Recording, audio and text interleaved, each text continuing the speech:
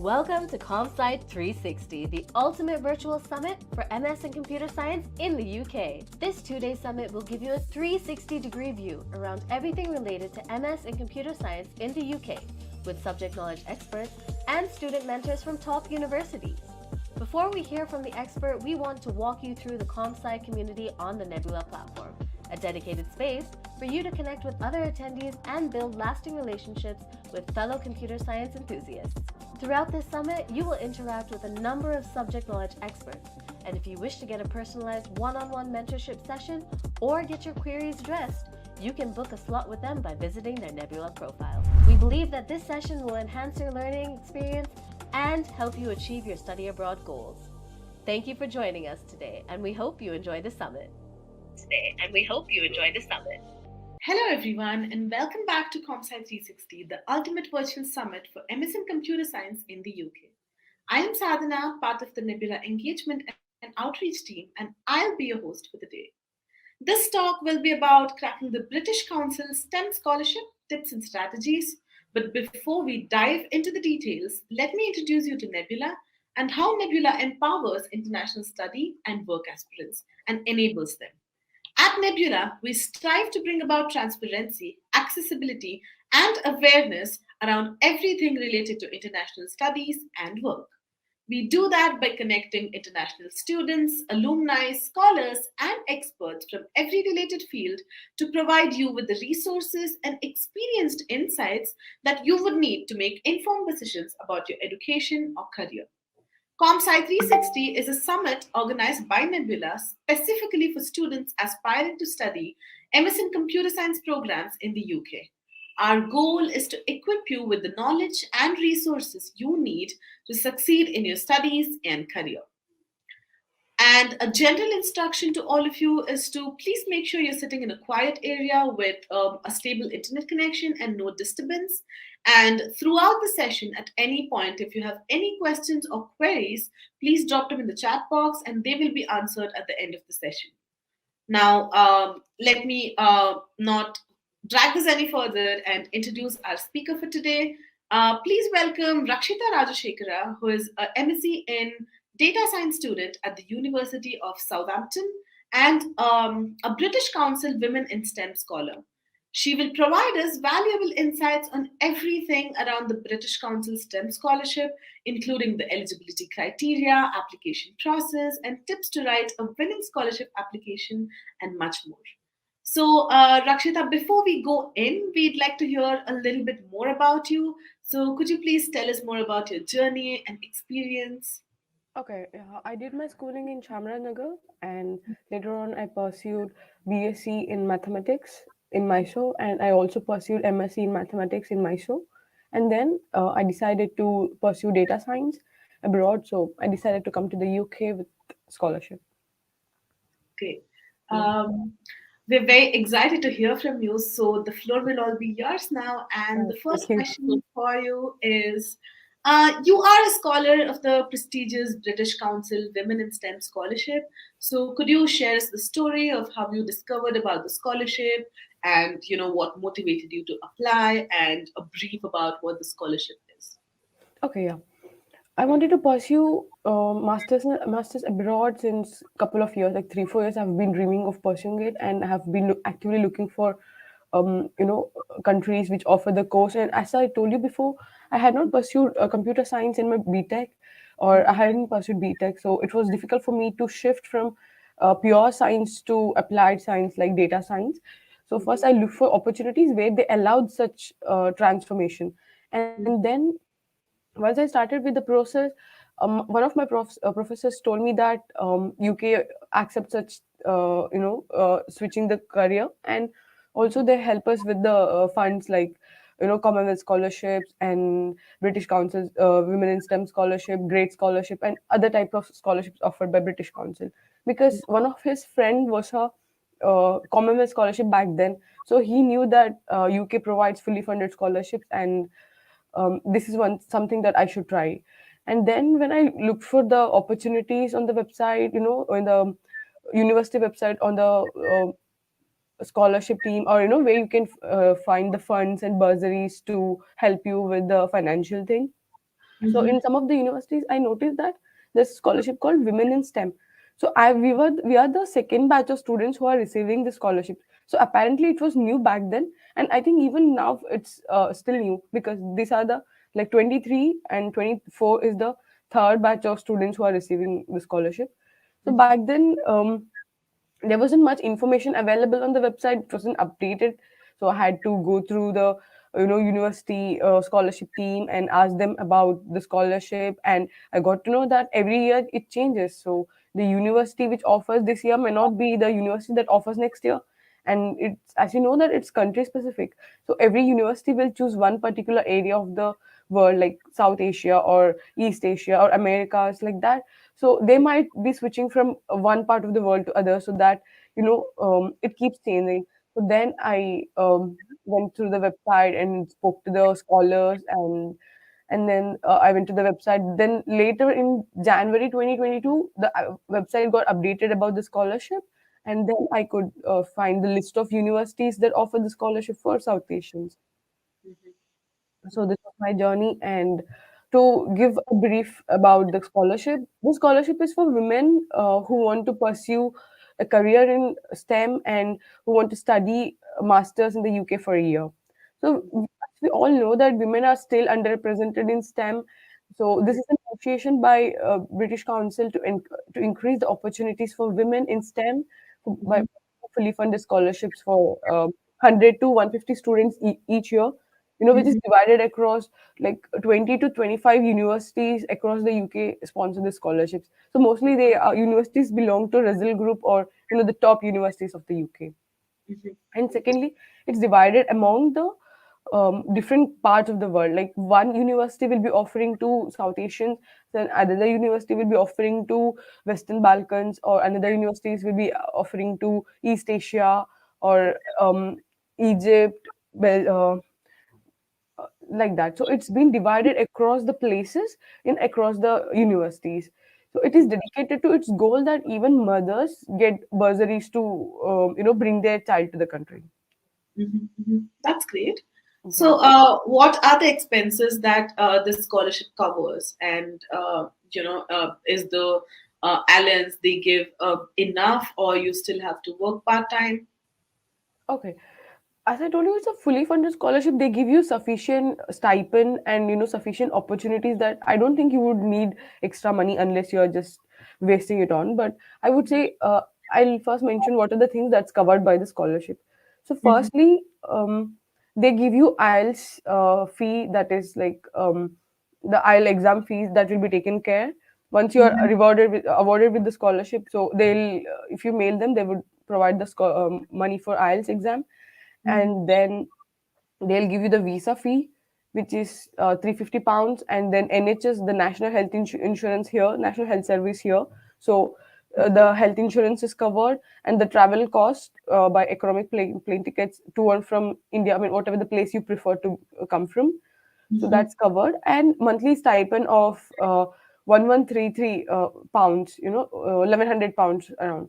So it's been covered for every 12, I mean, for the entire 12 months of period while you're here, that's been provided. So, and if they have any even if you're a mother, so Mm-hmm. part of, I mean, some amount of money is provided to take care of your child as well. That's amazing, actually. Uh, Yeah, true that. yeah, I mean, when something's this promising, it naturally, makes the person feel content and secure, so that they can focus on why they're there for. If they have to worry about money again, it's again going to be a problem. Yeah, when So, everything is taken care, you really be less burdened and completely focus yeah. on studies and stuff. Yeah. Yeah, yeah. So, moving on to the next question. What was your application process like, and how did you prepare your application to stand out from other candidates? I mean, you did mention that merely 150 to 160 people get the scholarship. So, getting selected in something like that must have been, difficult. Yeah, it's pretty competitive as the scholarship is getting popular, and the outreach team is working on to improve the application number of applications and the type of people who apply for it. So to start with the application process, I got to know about the scholarship, and this process was a bit late. So I did it in a hurry, but I would recommend, as soon as the application opens, it's earlier you start, better it is, because Mhm. you can think over the questions and what the application demands. What I noticed is that we are eligible to make three applications to three universities. Mhm. So you have to prioritize the universities you want to apply for, and where you have better chance of getting the scholarship. So firstly, what you have to do, I mean, what I did, Mhm. I listed the scholarship. I mean, I listed the universities where I have better chance of winning the scholarship. Mhm. Secondly, not every universities offer same type of courses. So British Council usually they aim to fund the scholarships, that has direct impact on sustainable development goals. So you will mostly see scholarships for environmental science or sustainable development or energy management courses like that. Those will be provided better priorities for getting the scholarship. And computer science, data science, they all will also be provided, but in a different types of university. So first, identifying the university which provide the scholarship for the course you want to pursue is first step. So once you identify the scholarship where they give the scholarship, next, go through the applications. What I noticed is each university has a different type of application form, and they have different format and different set of questions. So it doesn't imply that if you have filled one application and that would just be the similar for other ones, and you can just go through the use the same essays and repetitive things, but that's not going to help much. So once you identified the universities that are providing computer science related courses and data science related courses, whatever you want to pursue, and then go through the applications and start with what are they going to ask for. Some universities, they ask for your whole journey, like from the beginning, what are you as a person, and you know um, what were your journey throughout your journey in education, and what's your point on women in STEM, and and how you can give back to your country while getting the scholarship, and what's your ideas, and what's your vision for women in STEM. So it varies from university to universities.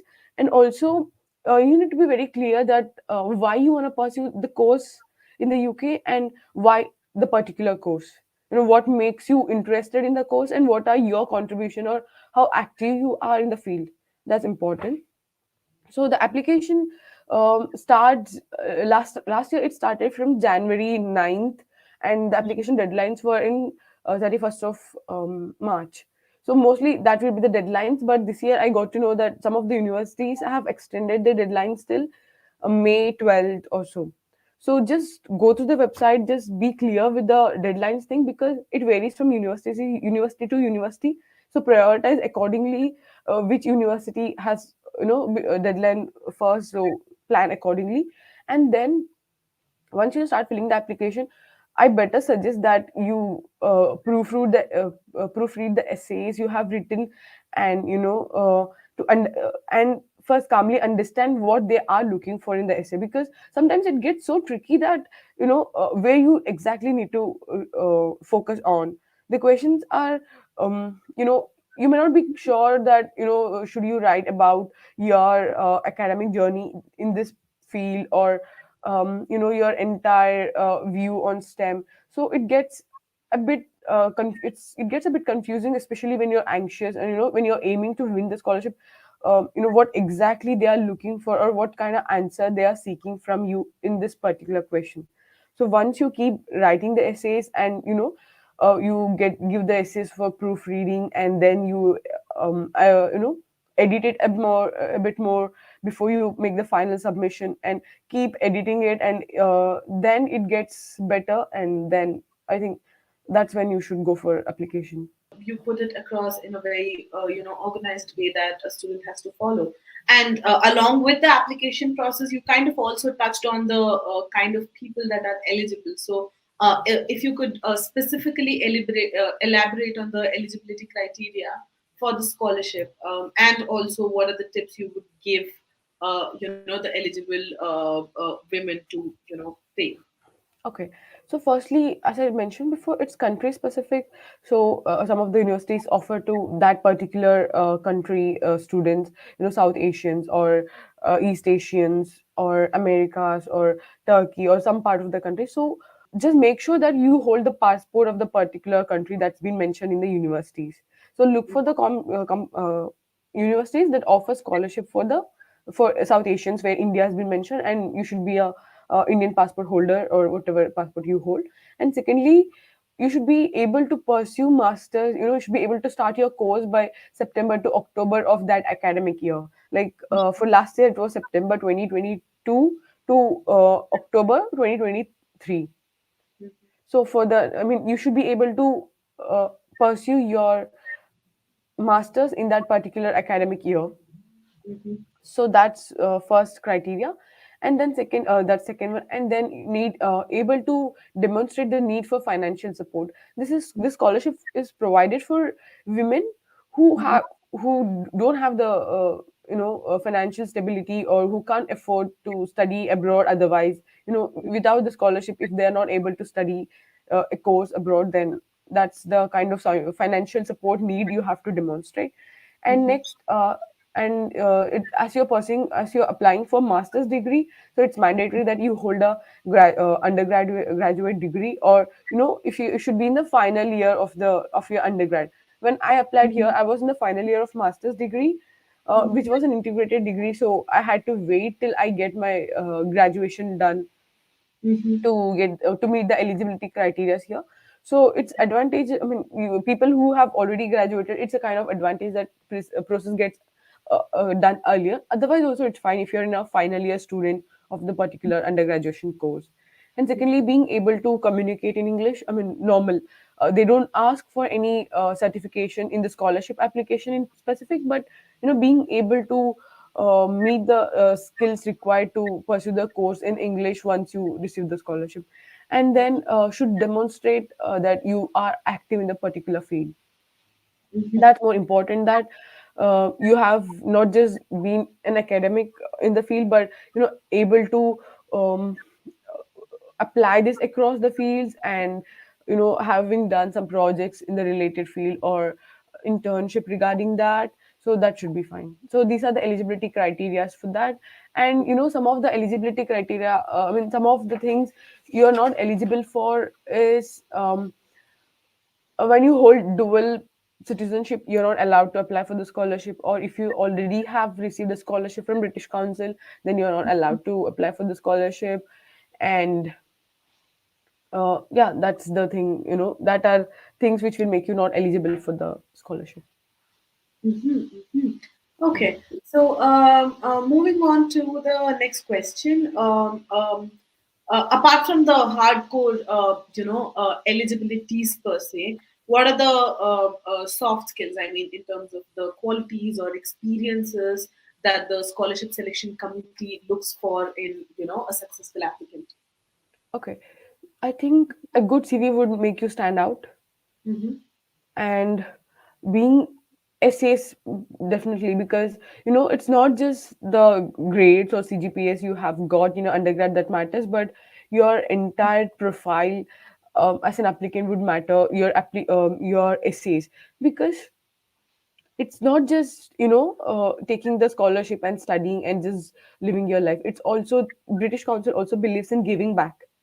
So Mm-hmm. able to put yourself in a better way, that you are dedicated to give back to your country, give back to the society, and encourage other women to pursue STEM. So what are your views on that? So essays are definitely essays, CV, and your work in the related field. These are Mm-hmm. the three things that's important. So once you have a good CV, and then I think you need to be very specific and clear about what are the activities you have done really in the related field. I would suggest that more internships you have done, volunteering in the related field, that would really make you stand out of the crowd. Mm-hmm. And secondly, the projects and online courses you have done, and how you started taking your journey from your academia to the particular field. So Mm-hmm. that's a second thing. And essays, of course. Here we don't have an interview or anything. The selection process is purely through your application. So your essays and CVs are the thing that has to make you stand out of the crowd. So essays do play a big major role, because I remember that when I made an application for Commonwealth scholarship, I made this mistake that I did not focus much on the focusing on the essays, but that actually resulted in a negative way. So I would recommend that you make a essay really good and presentable, and put your thoughts in, and give your views on a particular question that's been asked, and what are your takes on the particular thing.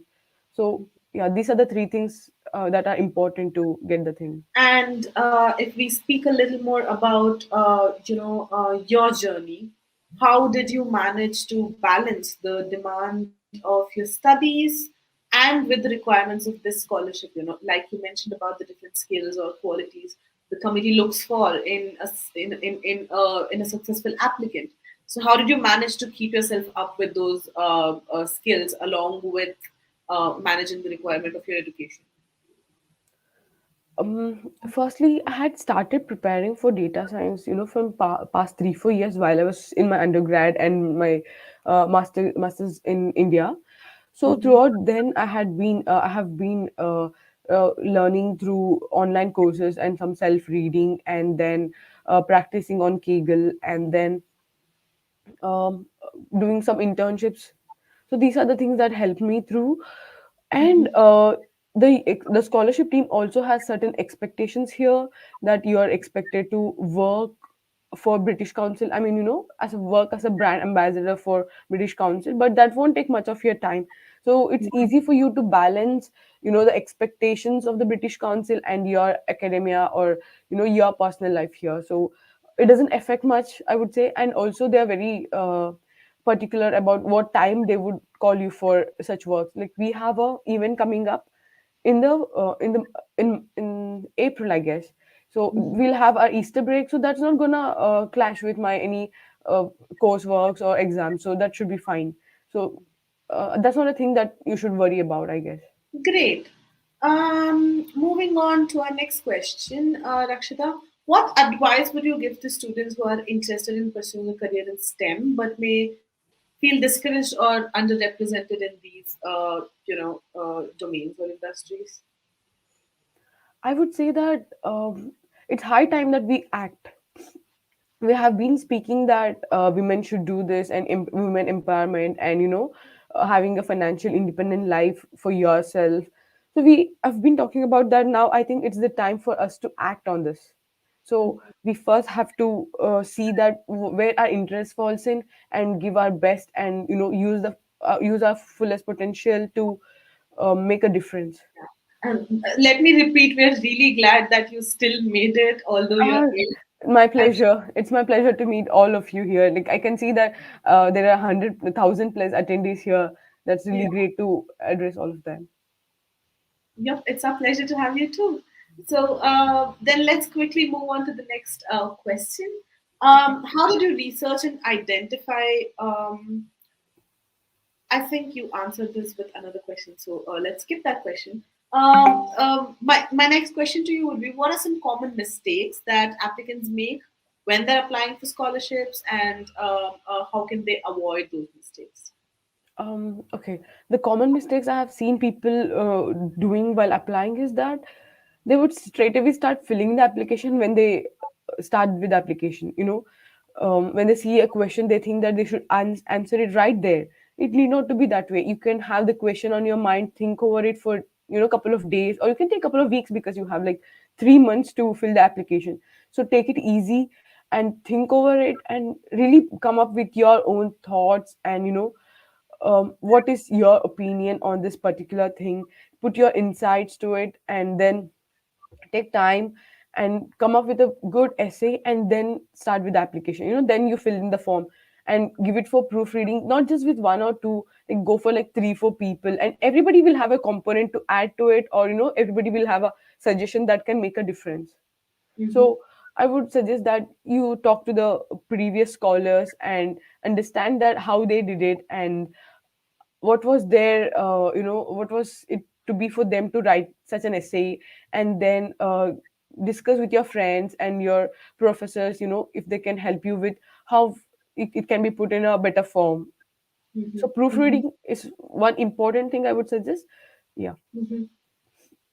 And Yeah, giving sounds yourself good. enough time to write the essay, because writing the essay in the last moment is a really a big problem, because Mm-hmm. every application will have a different word limit. One essay in a particular university will have, like, would expect you to write in 2000 words, but the university which I applied, finally they asked me for the essays in like 800 words, 500 words. So the word count different varies. So as it varies, you will have to expand it sometimes, or you'll have to summarize it. So it takes a lot of time for you to, even if you have the template or the essay ready, still fitting it in the word count limit, that also takes a lot of time, and using putting it in a better form of that's acceptable. Yeah. Yeah, I mean, now that we are on the topic of essays, etc., why don't you also provide us some tips on how to write a compelling personal statement or a scholarship application, and how does one highlight the most important parts there by fitting into the word limits that's mentioned. Okay.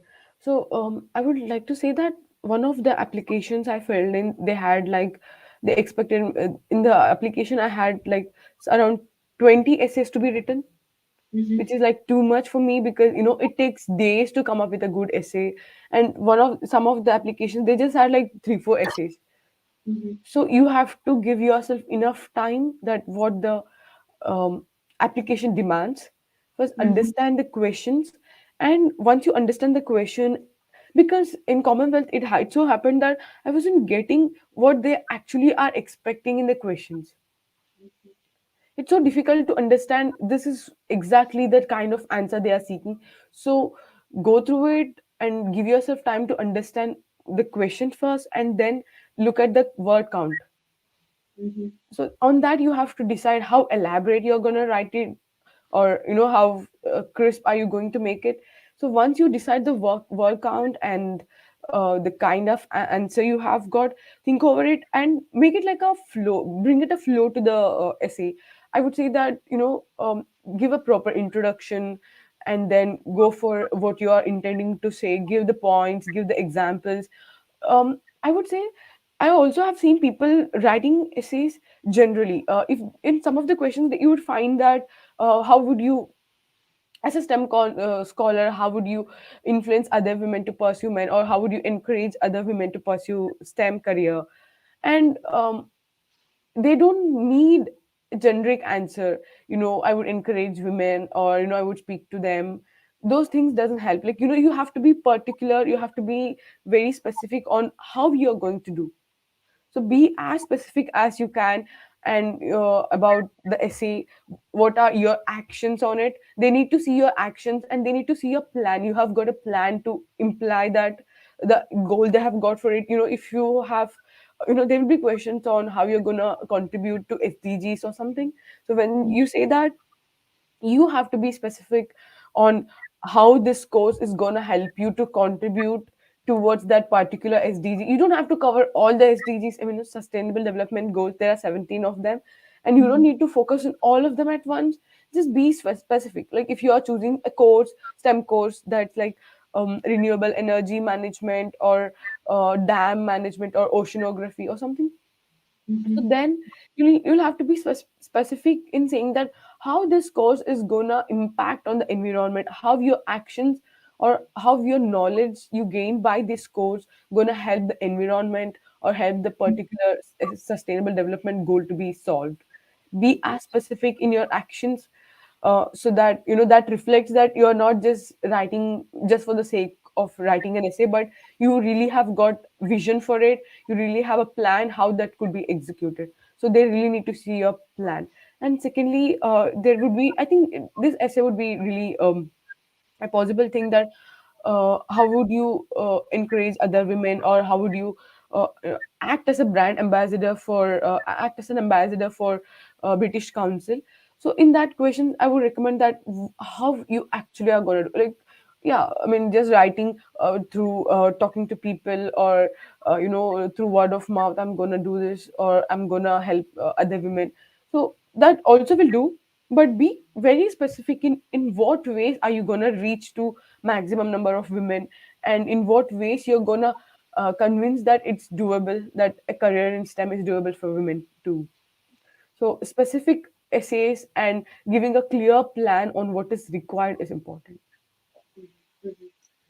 Yeah, that was a great answer, Rakshita. So now that we have the next 15 minutes, less than 15 minutes remaining, I think we should move on to see some questions from the audience and answer them for them. So, Yeah, all right. yeah, I will pick out some questions and read out for you. The first question is: can students from any field or degree apply for this scholarship?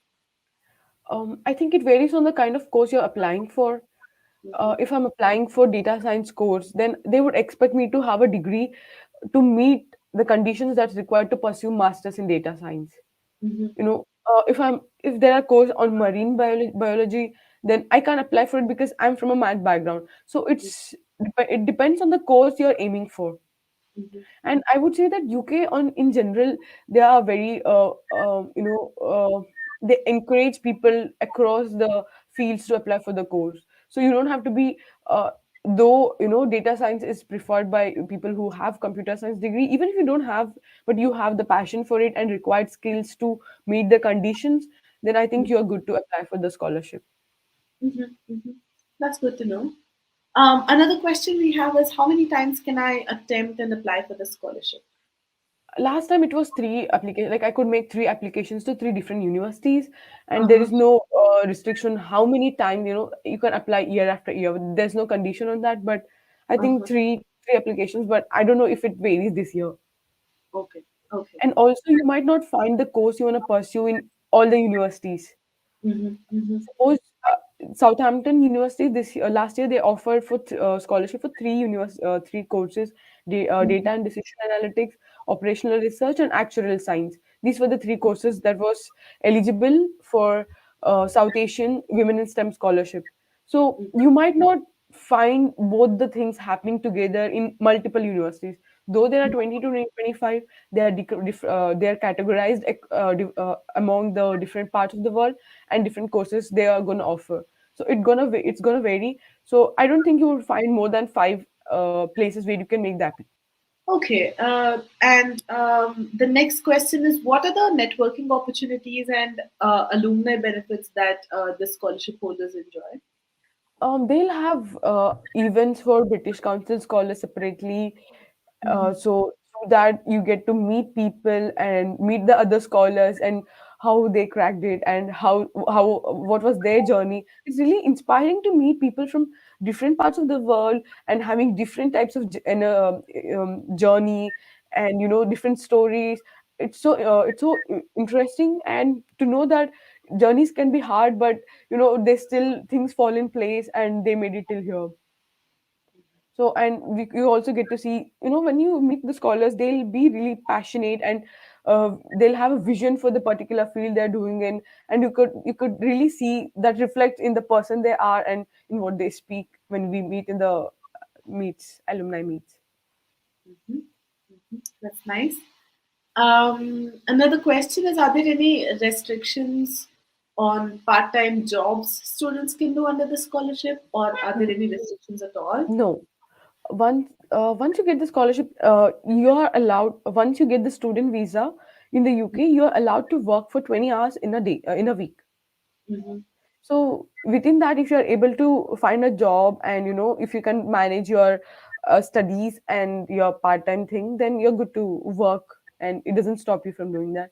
But I think it's really sufficient for you to balance your life with the stipend you're getting. It's really a good amount of stipend they give you for. Okay, and I forgot to mention about one thing about the scholarship. After the completion of the course, you're expected to go back to your country, and they will not issue you a post-study work visa, which many of the students take, and find a job here. But we don't get that, so they expect you to go back to your country and find a work there, or and give back to your society. Oh, so what if you want to pursue another degree uh, in the same country after you've received a scholarship? If I want Like, to pursue my academics, if I want to pursue PhD, or if I want to pursue masters, I think that should be fine. They will allow that, but they won't allow you to work here. They would expect you to go back to your country. one more question that we have is, how has receiving this scholarship impacted your career goals and aspirations? Okay.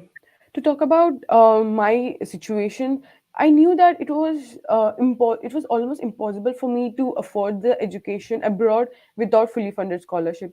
So it's a major difference that I'm getting to stay in a different country, understand different culture, and study with different types of people and work with notable professors here. So it's a great opportunity just to be here and to pursue my master's in a university like University of Southampton, which is under a Russell group of universities.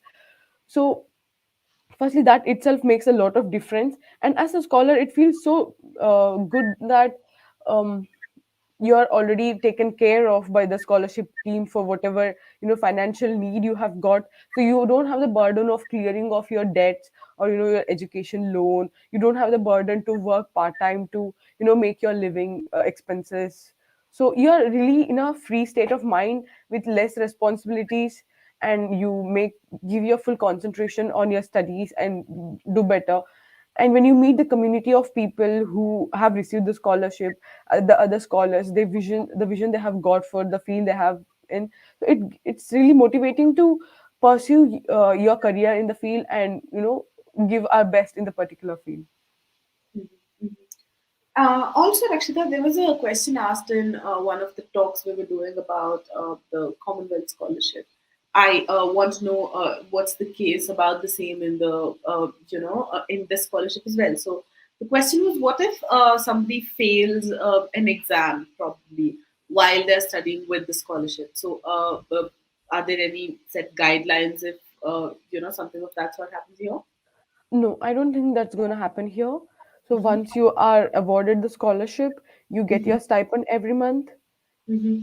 and whatever that's required, that's taken care of. Mm-hmm. And yeah, I would suggest that don't get into a situation where you have to face this. Mm-hmm. Yeah, it's not and the criteria here is a bit tough. It might get bit tough here because the passing mark here is 50, unlike Mm-hmm. in India we have like 33% is the passing mark, but here it's 50%. But Mm-hmm. you get enough resources, you get enough opportunities to learn, and the lectures go really nice here. So try to give the best, and I don't think that's going to affect your stipend or any of those things. Okay, and we've almost reached the end of our session. So before we wind up, what are your last go-to bonus tips you want to give the audience? My go-to bonus tips is that start as early as possible. Think through the essays, give it for proofreading, Mm-hmm. and do come up with really good essays that makes you stand out. Put a flow in your essay, bring your true story, and be as specific as possible. Yeah, those are my suggestions, I would say. And also I would recommend that there are multiple scholarships given for women in STEM, or other scholarship for from British Council. So go through the website and see where you can fit in, what scholarships you are eligible for, and make as many applications as possible, and that's going to help you with the thing. And also show that, or they need proofs to see that if they're giving you, if they're investing in so much of money on you, they would really want to see that you're worth the money they are investing in, you're worth the the efforts they're putting in bringing you to the UK. So make sure that you are that person who is worthy of all the efforts and money they are investing in. Yeah, yeah. I think that's the most important part because why would they want to invest in you if you're not giving them a reason to? So, Yeah, uh, yeah. yeah. So now that we've reached the end of the session, there are still a lot of questions in the chat box, and among the audience also there are people who probably want more information on maybe one of the topics we spoke about or some topics we did not touch on. So I want all of you to know that Rakshitha is listed as a mentor on nebula.com, and in the chat box, you can find a link to her profile where you can book one-on-one sessions with her, and you can get detailed, sessions on any topics you want and get your queries solved. And along with Rakshitha, there are n number of mentors and student experts and subject matter experts and alumni and language trainers, IELTS trainers, etc., listed on the website. So I strongly recommend you all to navigate throughout the platform and book sessions with the experts that you find the most relevant to what are the questions you want, because it's high time and your application process is very shortly going to start. So you might as well be acquainted of different things before you start doing it, and then when you have less time, you will have to panic. So make sure you check out the profiles of different mentors, and you're free to choose the topics and the exact niche that you want. And once again, Rakshita, thank you so much for taking time out and joining us when you were sick. And we can really see that you're struggling and you're still doing this for us.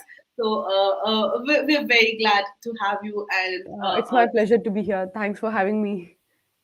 the feeling is mutual, Rakshita, and this session was amazing. I mean, we pretty much touched on so many things I'm sure a lot of people did not have an idea about. So everybody who attended the session, including myself, we have a lot to take back and think about, and there's so much we learned. So it was a fantastic session, and we're glad to have you. Thank you. And all of you, my lovely audience, it was amazing to have you all as well. So it was great having you all. See you all. And if you have any closing remarks, Rakshita, this is the time. No, I'm good. Thank you. Yeah. Thank you, everyone. Bye.